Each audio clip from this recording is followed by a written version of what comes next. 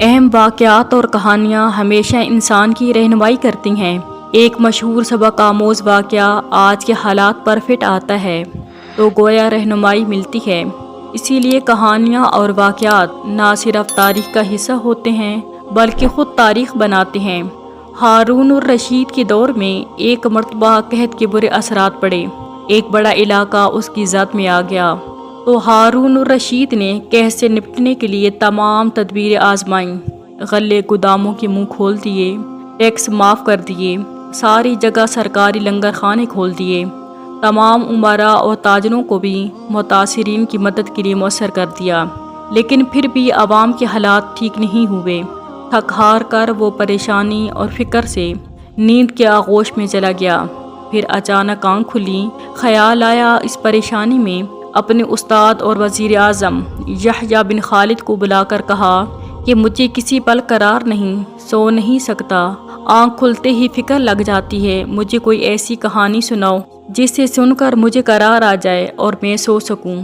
بڑی اور لمبی کہانی داستان کہلاتی ہے، جن کا آج کل تو کوئی نام بھی نہیں سننا چاہتا، مگر جب فرصت ہو اور مطلب ہو تو بندہ داستان بھی سننے کو تیار ہو جاتا ہے۔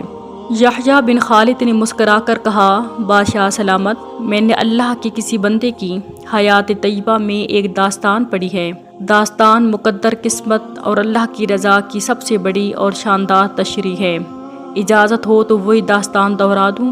بادشاہ نے بے چینی سے فرمایا، یا استاد فرمائیے، میری جان حلق میں اٹک رہی ہے۔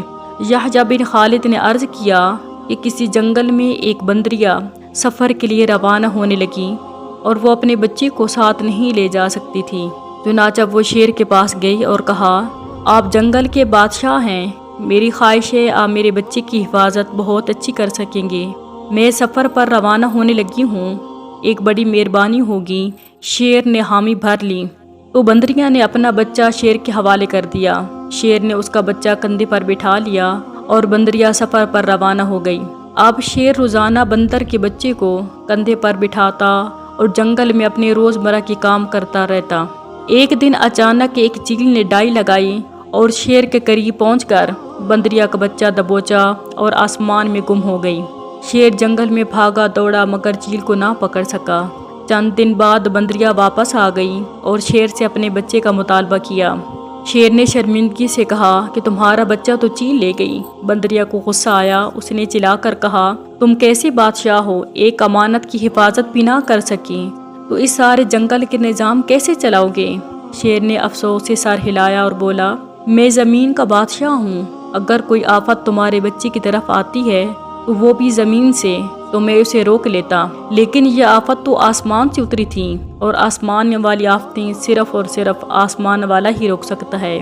پھر یحییٰ بن خالد نے کہا، بادشاہ سلامت، قحط کی یہ آفت بھی اگر زمین سے نکلی ہے تو آپ اسے روک لیتے، یہ آسمان کا عذاب ہے، اسے صرف اللہ تعالیٰ ہی روک سکتا ہے، چنانچہ آپ یہ آفت روکوانے کے لیے بادشاہ نہ بنیں، یہ آفت رک جائے گی۔ دنیا میں دو طرح کی آفتیں ہوتی ہیں، آسمانی مصیبتیں اور زمینی آفتیں۔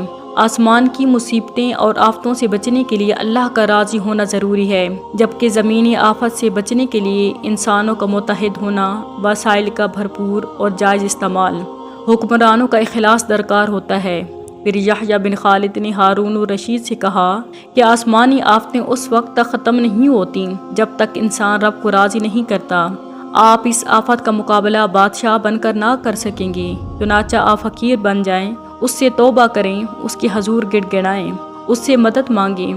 دنیا کے تمام مسائل اور ان کے حل کے درمیان صرف اتنا سا فاصلہ ہے جتنا ماتھے اور جائے نماز میں ہوتا ہے، لیکن افسوس ہم اپنے مسائل کے حل کے لیے 7 سمندر پار تو جا سکتے ہیں، لیکن ماتھے اور جائے نماز کے درمیان چند انچ کا فاصلہ طے نہیں کر سکتے۔